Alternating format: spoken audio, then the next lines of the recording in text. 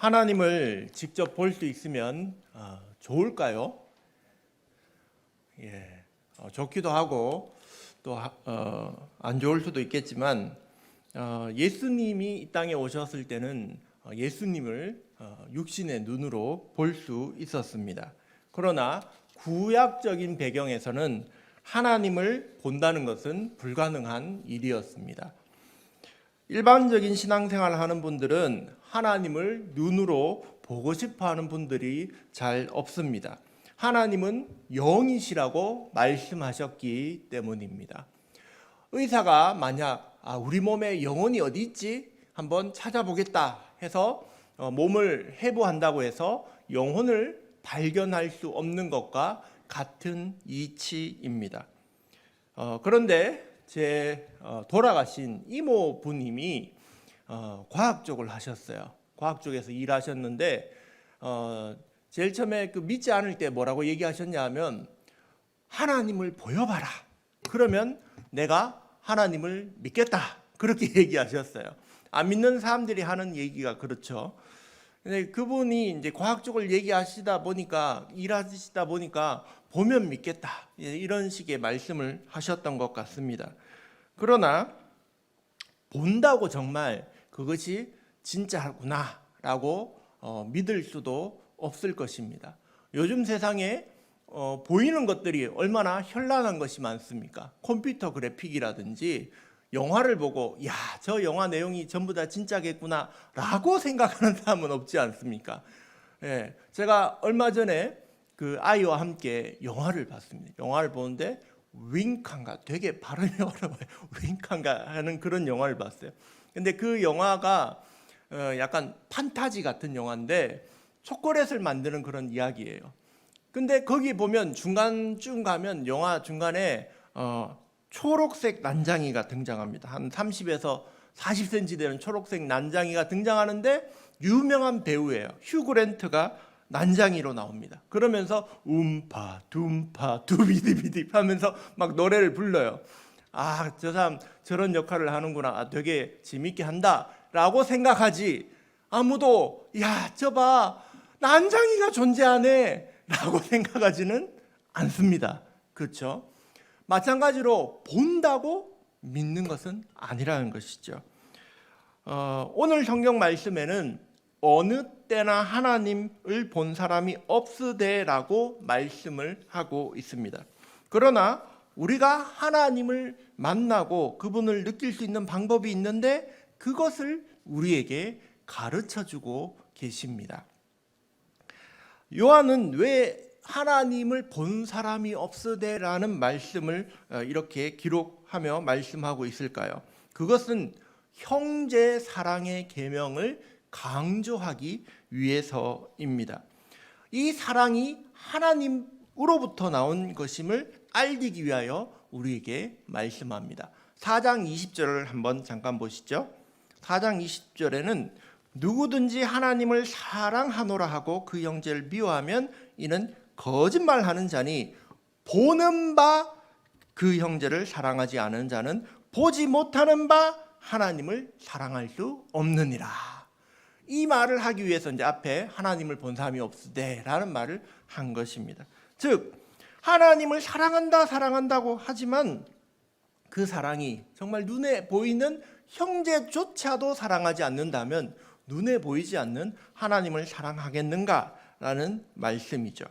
그래서 우리가 이 땅에서 사랑을 통하여 하나님을 만나는 것을 세 가지를 이야기하십니다. 첫째는 7절 말씀입니다. 우리가 서로 사랑하며 살아야 될 이유, 하나님을 만날 수 있는 방법은 이 사랑은 하나님의 것이라고 말씀하십니다. 7절 말씀 한번 같이 읽어볼까요? 사랑하는 자들아 우리가 서로 사랑하자. 사랑은 하나님께 속한 것이니 사랑하는 자마다 하나님으로부터 나서 하나님을 알고 아멘. 우리가 사랑해야 하는 그 이유는 이 사랑도 하나님 것이라는 말씀입니다. 우리는 사랑은 우리 것인 줄 아는 경향이 있습니다. 이 사람 사랑하고 저 사람 사랑하고 혹은 사랑하고 싶을 때 사랑하고 싶지 않을 땐 사랑하지 않는 그런 마음이 있습니다. 그런데 우리에게 주어진 이 사랑도 사실 누구 거냐? 바로 하나님 거라는 것입니다. 그래서 우리 마음대로 사랑하는 게 아니라 하나님 말씀하시는 대로 사랑해야 됩니다. 하나님이 원하시면, 하나님이 뜻하시면 그것에 따라서 움직여야 합니다. 우리는 이 땅에 하나님의 사랑을 이루기 위한 소명을 가지고 왔습니다. 하나님을 알고 사랑한다는 것은 하나님으로부터 난 자들이고 거듭난 자임을 말씀합니다. 이것은 마치 무슨 운동 경기의 팀의 감독으로서 하나님이 일하시는 것과 같습니다. 한 명 한 명에게 너는 이렇게 운동해라, 너는 이렇게 앞으로 가라, 뒤로 가라 라고 감독이 지시하지만 우리가 그 경기를 할 때 감독 말을 잘 듣고 따라가면 팀이 승리하는 것과 같이 우리도 하나님 말씀을 듣고 이 사람을 사랑하고 저 사람을 사랑하는 말씀을 따라가면 우리가 함께 승리하게 되는 것입니다. 상담에 관련해서 사역할 때 이분의 책을 읽게 되었는데 김유비 목사님이란 분이 있습니다. 이분이 간증을 하는데 이런 이야기를 하세요. 이분이 제일 처음에는 아버지 어머니가 굉장히 가난했다고 합니다. 자신이 갓난아기일 때 어머니가 자신을 업고 수구몬을 하셨어요. 왜냐하면 아버지가 어떤 상태였냐면 술을 하도 마시다 보니까 술병이 나서 시한부 판정을 받은 거예요. 아버지는 이제 경제적 능력이 없으니까 이 세대긴 어머니가 자신을 뒤에 업고 등에 업고 이제 옛날에는 신문 그 대금을 인터넷으로 결제하는 게 아니라 직접 다니면서 돈을 받았지 않습니까? 그러한 수구몬을 하신 것이죠.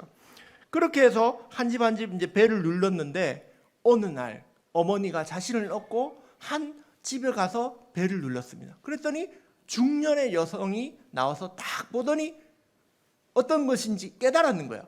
이 새댁이 얼마나 어려우면 갓난아이를 등에 업고 지금 수금하러 다니겠는가. 그래서 그분이 집안으로 불렀어요. 자, 집안에 와서 차라도 한잔 하자. 그렇게 불러서는 이렇게 물어본 거예요. 사연이 있나요? 뭐 이렇게 물어봤어요. 그랬더니 어머니가 뭐 울면서 남편은 술병이 나서 죽을 위기에 있고 돈이 없는데 뭐 그렇고 막 쭉쭉쭉 다 얘기한 거죠. 그랬더니 이분이 알고 보니까 권사님이에요. 그래서 은행을 가자는 거예요. 은행을 갔어요. 그랬더니 돈을 탁 찾더니 남편을 고기를 사주라는 거예요. 그리고 남편을 우리 같이 한번 살려보자는 거예요. 그래서 권사님 주신 돈을 가지고 남편 고깃국 해먹이면서 잘 대접했더니 놀라운 일이 벌어졌습니다. 남편이 살아난 것이죠. 그때부터 권사님이 왕래를 하면서 이 집에 복음을 주신 거예요. 복음을 전하고 예수님을 께로 인도해 주신 것이죠. 알고 보니 이분이 어떤 분인가 하면 그 남편분이 연세대 의대 김명호 박사님이란 분이에요. 그래서 이 박사님은 전 재산을 은퇴한 후에는 네팔에 기부하고 선교사로 살아오신 그런 분이라서 그런 분이신데 어느 날 이제 이 아기가 이 김유비 목사님이 성장을 해서 공부하러 미국에 가게 됐어요. 근데 어머니가 얘기하시는 거예요. 옛날에 우리 집에 복음을 전해주신 그 권사님이 이제 나이가 많아 위독하다더라. 한번 인사드리러 가야겠다 해서 그 목사님이 자기가 놓은 아이들과 함께 아내랑 함께 인사하러 가셨어요. 인사하러 가서 막 얘기해서 그 당시에 그 엎혀있던 어머니 등에 엎혀있던 핏덩어리가 접니다. 권사님 한 가지를 물어봤어요. 권사님 그때 어떻게 우리 같이 하찮은 이들에게 사랑을 베풀 생각을 하셨습니까? 이것을 물어봤어요. 그랬더니 권사님이 하시는 답변이 아니 난 몰랐지. 나는 예수님이 좋아서 그랬을 뿐이야. 예수님 사랑하니까 그랬을 뿐이야 라고 답변을 하신 것입니다. 예수님 사랑하니까 그 이웃의 아픔을 그냥 모른다 하지 아니하고 그들을 도와주고 그들을 사랑하고 기도해주고 그랬다는 것입니다. 이것이 하나님의 사랑입니다. 하나님께로부터 난 사람들은 그냥 그렇게 사랑하고 싶어지는 것입니다.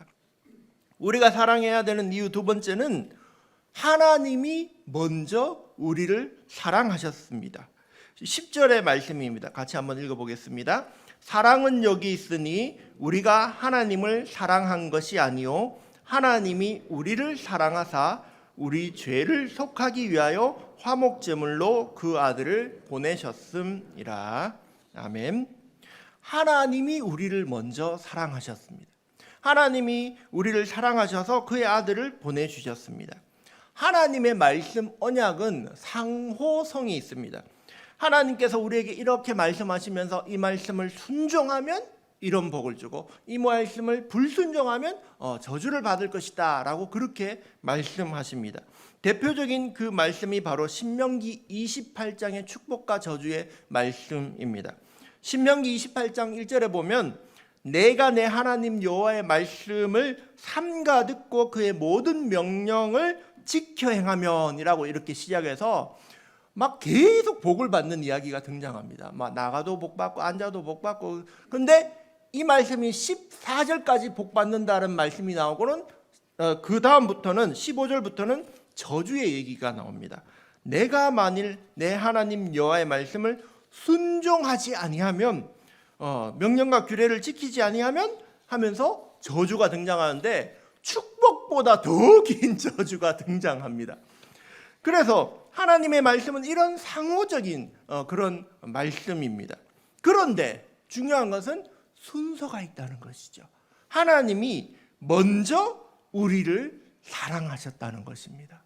우리가 먼저 하나님을 사랑하는 것이 아니라 하나님이 우리를 사랑하셔서 그 사랑을 이루려고 화목제물로 예수님을 보내주셨습니다.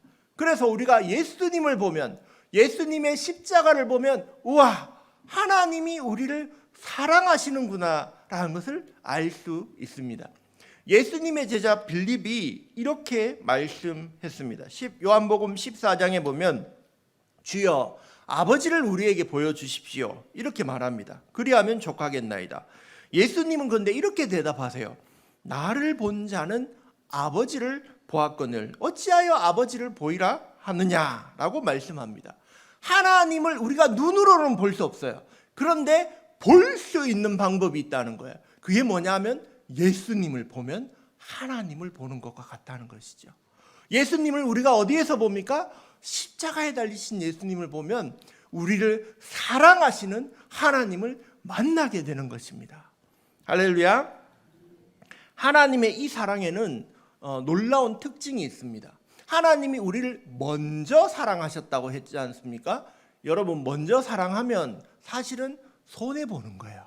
예, 남녀 간에도 사랑할 때 더 많이 사랑하는 사람이 손해본다고 하지 않습니까? 마찬가지로 먼저 사랑하면 자기 것을 먼저 주게 되어 있습니다. 그래서 손해보는 것입니다. 하나님의 사랑의 특징은 이러한 희생에 있습니다. 우리를 먼저 사랑하셔서 아들 예수님을 내어주시는 사랑을 했습니다. 또 하나님의 이 사랑의 특징은 비효율적입니다. 효율적이지 않아요. 하나님은 마치 이것과 같습니다. 1,000원짜리 물건을 10,000원 주고 사면 손해보는 것이지 않습니까? 그와 같이 하나님은 우리를 사실 때 어떻게 사셨냐 하면 가장 소중한 예수님을 주고 우리를 사신 거예요. 그래서 얼마나 손해입니까? 하나님의 아들을 주고 우리 같은 걸 사다니 그것보다 더 큰 비효율이 어디 있습니까? 그런데 하나님은 그렇게 하신다는 거예요. 하나님 사랑의 특징입니다.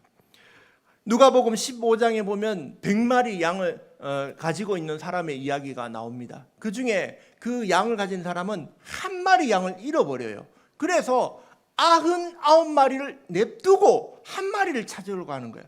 이게 뭡니까? 비효율적이라는 거예요. 하나님의 사랑은 이렇다는 거예요. 비효율적으로 우리를 사랑하시는 것입니다. 옛날에 1956년에 미국에서 선교사님들이 남미에 있는 에콰도르에 가서 선교하신 적이 있습니다. 짐 엘리엇이라는 선교사님입니다. 이분들은 미국 휘튼 대학에서 공부했는데 너무나 공부를 잘했어요. 수석으로 졸업하신 분인 거예요. 그런데 이분들이 소식을 듣기로는 저 남미에 예수님을 알지 못하는 새로 발견된 종족이 있다더라 라는 뉴스를 듣고는 야 그러면 우리가 가서 예수님 전하자 선교에 결심을 한 것입니다. 그래서 성경도 공부하고 헬라어도 공부하고 막 스페인어도 공부하고 남미 가려고 그렇게 공부를 해서 4명이 더 동료들이 함께 총 5명이 경비행기를 타고 아마존강으로 들어갔어요. 그래서 비행기에서 내려서 그 종족을 딱 만났는데 바로 그때 그쪽 그 아우카족에 의해서 창에 찔려 죽게 됩니다. 그러니까 아무 말도 못하고 그냥 가기만 했는데 그냥 바로 죽은 거예요. 그래서 이 소식을 들은 미국에서는 이렇게 대서특필을 했다는 것입니다. 라이프지에서는 이 얼마나 불필요한 낭비인가. 이 젊은이들이 무참히 죽은 것을 무엇으로 표현했냐 하면 낭비라고 표현한 것입니다. 하나님의 사랑은 이런 것입니다. 낭비예요. 비효율적이에요. 손해보는 사랑이에요. 그러나 그 사랑이 먼저 우리를 사랑하신 것입니다. 할렐루야. 하나님이 우리를 그렇게 사랑하시는 줄 믿습니다. 세 번째, 하나님이 우리를 사랑하셔서 우리가 서로 사랑해야 되는 이유는 12절 말씀 같이 한번 읽어봅니다. 어느 때나 하나님을 본 사람이 없을 만일 우리가 서로 사랑하면 하나님이 우리 안에 거하시고 그의 사랑이 우리 안에 온전히 이루어지느니라. 세 번째 우리가 사랑해야 되는 이유는 우리가 서로 사랑할 때 하나님의 사랑이 우리 안에 거하고 하나님의 사랑이 온전해진다는 것입니다. 우리가 서로 사랑할 때 하나님을 느낄 수 있어요. 하나님을 만날 수 있어요. 우리가 그 찬양을 매주일 아침마다 부르고 있지 않습니까? 사랑의 나눔 있는 곳에 하나님께서 계시도다. 예. 그 찬양을 하는 것처럼 우리가 함께 둘러서 사랑을 나누고 떡을 나누고 하나님의 사랑을 나눌 때 하나님이 함께 하심을 느낄 수 있는 것입니다. 프랑스의 유명한 정치인, 존경받던 정치인 프랑스와 마테랑이라는 사람이 있었습니다. 근데 그 사람이 죽을 때가 되니까 자기 친구 신부님을 불러요. 그리고 신부님한테 이렇게 질문을 합니다. 하나님이 진짜 계실까? 뭐 이렇게 물어본 거예요. 죽을 때 되니까 막 이제 믿음이 좀 흔들렸나 보죠. 근데 그 신부님이 이렇게 답변을 합니다. 이 사람아, 그렇게 어리석은 질문이 어디 있는가? 자네가 자네 은퇴한 후에 전 재산을 가난한 사람에게 주었을 때 자네의 마음이 어땠는가? 기쁨으로 가득 차지 않았던가? 보라고. 그런 일을 했는데도 기쁨이 가득한 것을 보면 그곳에 하나님이 함께 하시는 게 분명하다고 그렇게 답변을 해줬다는 것입니다. 우리가 우리의 것을 나눔할 때, 서로 사랑할 때 우리는 하나님의 사랑을 경험하게 되는 것입니다. 하나님 함께 하심을 느낄 수 있게 되는 것입니다. 또 말씀에 뭐라고 얘기하시냐면 우리가 서로 사랑하면 우리 안에서 하나님의 사랑이 온전해진다라고 말씀하고 있어요. 온전해진다는 게 영어로 퍼펙트예요. 완전해진다는 거예요. 사랑이 온전하다는 것은 무슨 말이냐 하면 마태복음 5장에서 예수님이 우리에게 이렇게 설명해 주셨습니다. 너희가 너희를 사랑하는 자를 사랑하면 무슨 상이 있으리요? 세리도 이같이 아니하느냐? 그러므로 하늘에 계신 너희 아버지의 온전하신 같이 너희도 온전하라라고 말씀합니다. 이게 무슨 말이냐면 너희를 사랑하는 사람만 사랑하지 말고 너희가 미워하는 사람, 너희를 미워하는 사람도 원수도 사랑하라고 얘기하신 것입니다. 그러면서 이 앞에 뭐라고 얘기하시냐면 하나님이 그 해를 의인과 악인에게도 비추시며 비를 어려운 자와 불의한 자에게도 내려주시느니라. 여러분, 하나님의 사랑의 온전함은 모두 다 사랑하는 거예요.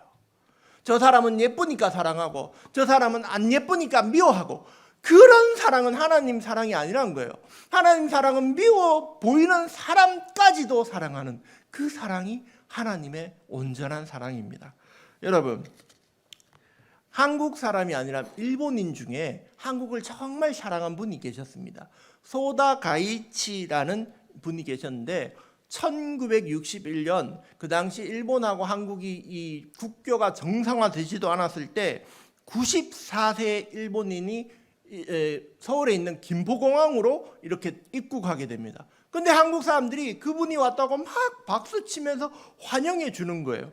왜 그랬냐 하면 이 소다 가이치라는 사람이 얼마나 한국을 사랑하면 한국 사람들이 막 그렇게 반겨주는 겁니다.